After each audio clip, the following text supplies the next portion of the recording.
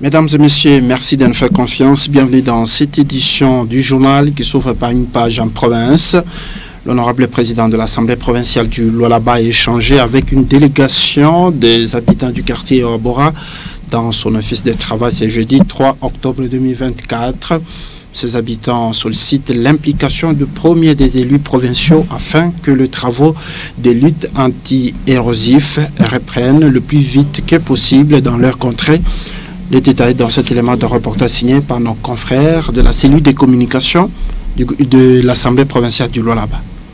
L'avènement de la saison pluvieuse avec ses effets néfastes pousse les habitants du quartier Oabora à vivre avec la peur au ventre. C'est compte tenu de la présence de l'érosion qui menace leur habitation et pourtant les travaux de lutte contre cette catastrophe avaient déjà commencé mais interrompus sans aucune raison selon les dires de ces habitants. Ils se sont ainsi exprimés lors de leur échange avec l'honorable président de l'Assemblée provinciale du Lualaba, Jean-Marie Kassia.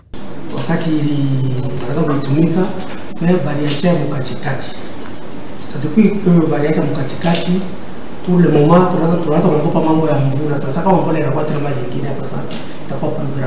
mais pour le moment, il voulait les piquer. Alors il a fait déjà très tombé des dégâts. L'autre fois, on a beaucoup ça.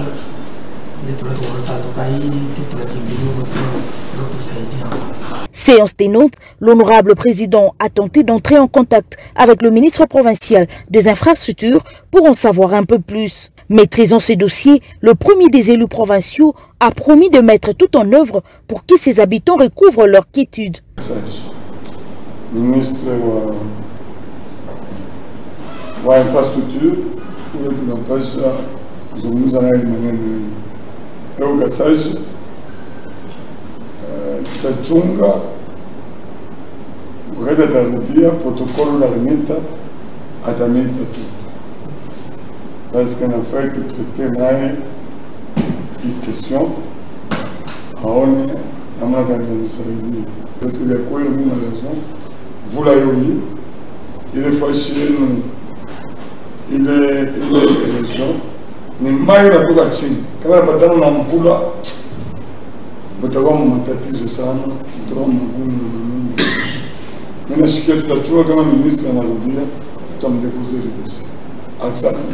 Après cet entretien avec l'honorable président, l'on pouvait lire la sérénité sur les visages de ces habitants qui se confient à l'organe délibérant du Lualaba pour une solution favorable à leurs problèmes. Reste du jour à l'Assemblée provinciale du Lualaba, la commission mixte Assemblée provinciale du Lualaba, gouvernement provincial mis sur pied pour les dossiers RVA Golf System était sur terrain pour tenter d'identifier les maisons impliquées afin de remonter aux différentes responsabilités à la base de cette crise. C'est l'honorable Muchaila Shimata Weber, rapporteur de cette institution, qui conduisait la délégation pourvue d'autres députés provinciaux. Le détail dans cet élément de reportage. Il était opportun de descendre au quartier Golf System ce vendredi 4 octobre où le dossier perdure en ce qui concerne la délimitation avec la régie des voies aériennes.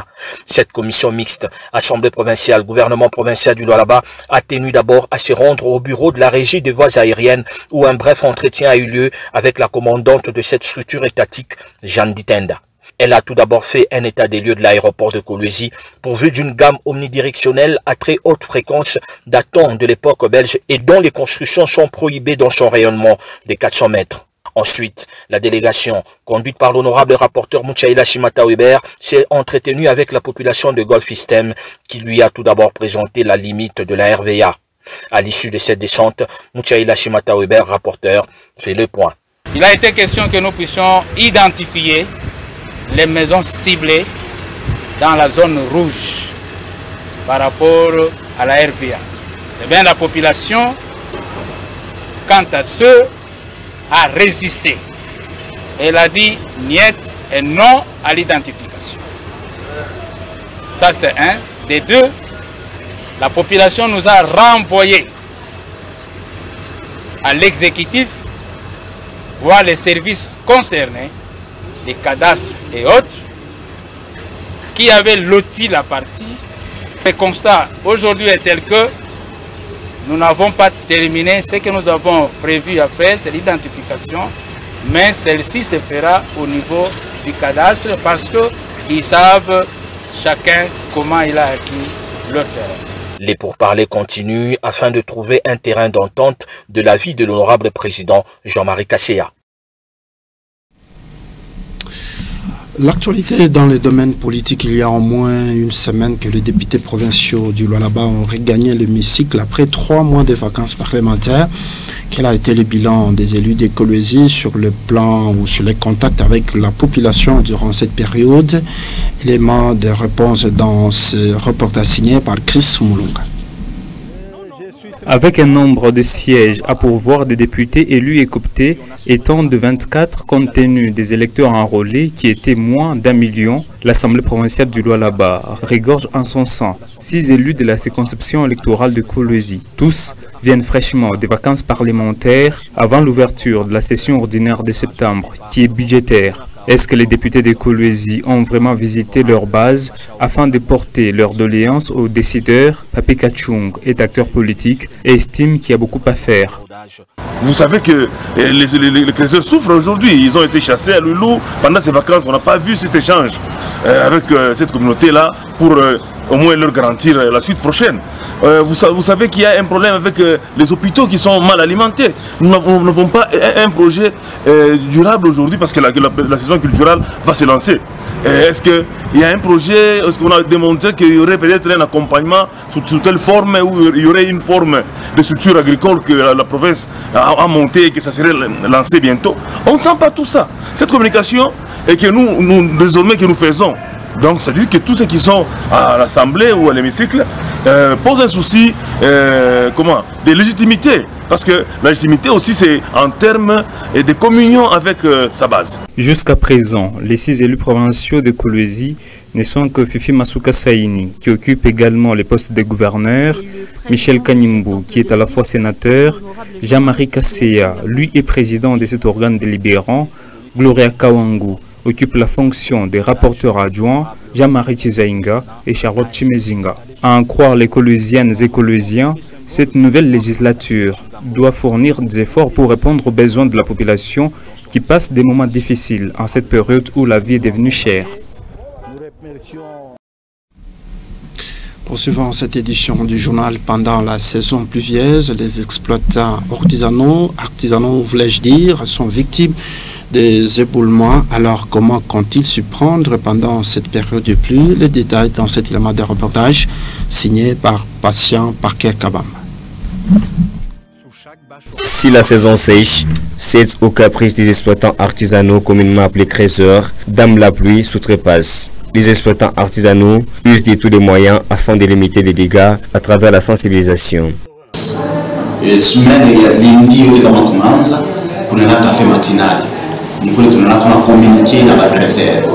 Et par là, qui n'a déjà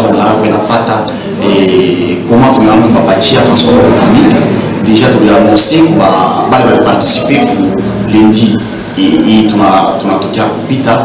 as annoncé déjà.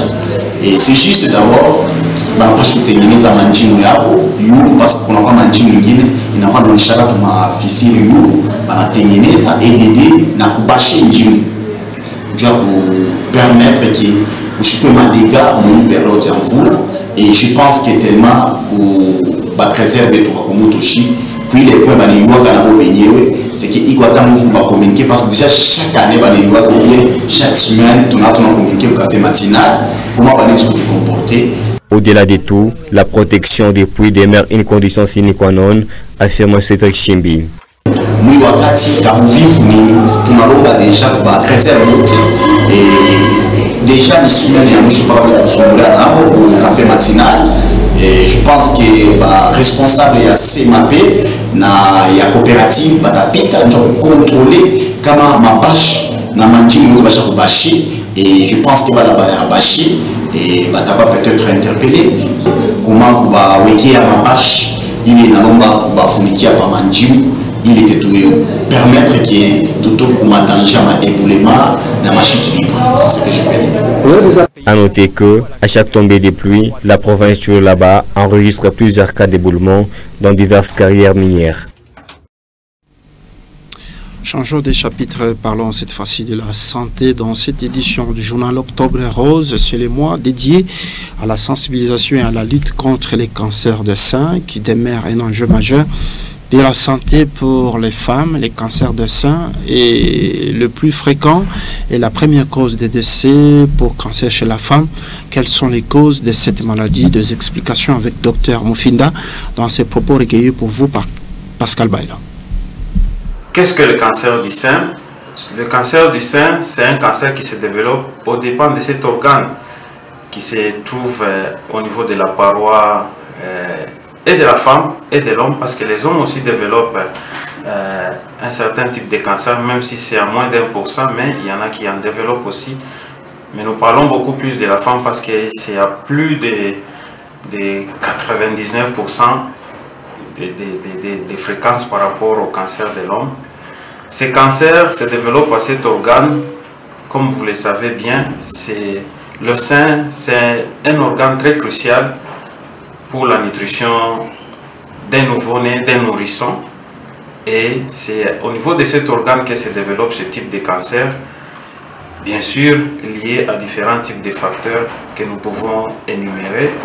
Nous avons d'abord l'hérédité qui constitue l'un des facteurs. Pourquoi? Parce qu'il y a certains types de gènes qu'on retrouve à une catégorie de femmes appartenant à un même clan, à une même famille, une même lignée. Par exemple, le breast cancer 1, breast cancer 2, qu'on retrouve à une lignée, à la lignée d'une certaine famille. Nous avons l'obésité, la prise du poids, qui est liée bien sûr à plusieurs facteurs. Une alimentation malsaine, liée beaucoup plus à la viande rouge, à la graisse animale bien sûr. Nous avons aussi le manque d'activité physique qui pourrait être aussi à la base de l'obésité, qui est bien sûr corrélée à ce type de cancer. Nous avons aussi la ménopause précoce chez certaines femmes. Nous disons ça pourquoi? Parce que une femme qui attrape vite la ménopause, c'est une femme qui n'allaitera jamais. C'est supposé que le sein n'est plus en fonction, ce qui mettrait cet organe, bien sûr, qui mettrait en danger. Rendons-nous dans le Nord Kivu. Dans un communiqué officiel, le gouvernement provincial a dressé un bilan de 23 décès suite au naufrage du bateau MV Merdi. C'est jeudi 3 octobre 2024 sur les lacs Kivu. Le bilan est contredit par celui des témoins. Pascal Bailon nous donne plus de détails sur ce drame. Le naufrage du bateau MV Merdi s'est produit aux environs de 11 h du matin de ce jeudi 3 octobre 2024 au large de la ville de Goma, commune qui porte le même nom, au quartier Kéchéro.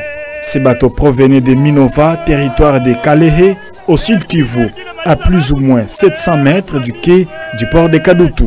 Selon le gouvernement provincial du Nord Kivu, les causes de l'accident restent encore à déterminer par une équipe d'enquête ad hoc mise en place pour établir les responsabilités des uns et des autres. Dans un communiqué lu par commandant Ekouka, vice-gouverneur des provinces. À ce stade, le bilan provisoire se présente comme suit: 23 décès, 58 survivants qui sont actuellement pris en charge dans des structures sanitaires de la ville de Goma, plusieurs marchandises et produits vivriers destinés au commerce en partance pour le marché de Kituku coulés. Le gouvernement provincial du Nord Kivu tient à présenter ses condoléances les plus attristées à toute la République en général, aux familles éprouvées et aux provinces du Nord et du Sud Kivu en particulier. Enfin, le gouvernement provincial invite à cet effet la population à l'apaisement, à la solidarité et à l'union de prière en ce moment de dure épreuve. Par contre, le bilan dressé par les témoins fait état de près de 78 corps disparus, 87 recueillis sans vie et 9 survivants. Le chef de l'État, qui suit de près cette situation depuis son annonce, s'est dit meurtri par ce drame, a dit Eric Nindou, directeur de communication. Par ailleurs, le président de la République dresse ses condoléances aux familles des victimes et salue la bravoure des FARDC ainsi que d'autres éléments qui ont permis de secourir et de préserver la vie de certains compatriotes. Alors que de nombreux acteurs appellent à des poursuites judiciaires contre les responsabilités défaillantes dans le secteur lacustre et fluvial, le ministre de la Justice et garde des Sceaux, Constant Mutamba, annonce qu'il a donné une injonction à l'inspection générale de la police judiciaire des parquets afin d'ouvrir des enquêtes sur le naufrage survenu ce jour sur le lac Kivu, ainsi que celui survenu le 16 septembre dernier sur la rivière Kwango. L'actualité dans la page internationale, ouverture ce vendredi du sommet de la francophonie. Dans sa prise de parole, le président français Emmanuel Macron a assuré que la francophonie était un espace d'influence et plaidé pour que les membres portent ensemble une diplomatie qui défende partout la souveraineté et l'intégrité. Je vous invite à l'écouter dans cet extrait choisi pour vous par Chris Moulon. Notre langue est un espace qui se construit. Alors certes, il y a notre Académie française, et je salue les immortels ici présents, qui est l'institution, mais il y a aussi le dictionnaire des francophones et de la francophonie, que nous avons bâti non comme une concurrence, mais comme un outil qui permettait de rassembler tous les mots qui s'inventent. Notre langue est un espace aussi pour s'informer, comprendre le monde. Et depuis hier, nous avons la joie d'accueillir un visage de plus sur notre photo de famille, puisque la présidence de TV5 Monde, notre chaîne de télévision francophone, est désormais portée par Madame Kim Younes. Et je veux ici remercier à nos côtés le Canada, la Suisse, la Belgique, Monaco, Canada-Québec et Wallonie-Bruxelles pour leur contribution à ce magnifique projet d'information du monde et de partage de notre compréhension commune. Et nous avons aussi la volonté de permettre à de nouveaux partenaires, notamment venus de l'ensemble du continent africain, qui portent la même attention au soutien au journalisme libre et indépendant, de nous rejoindre.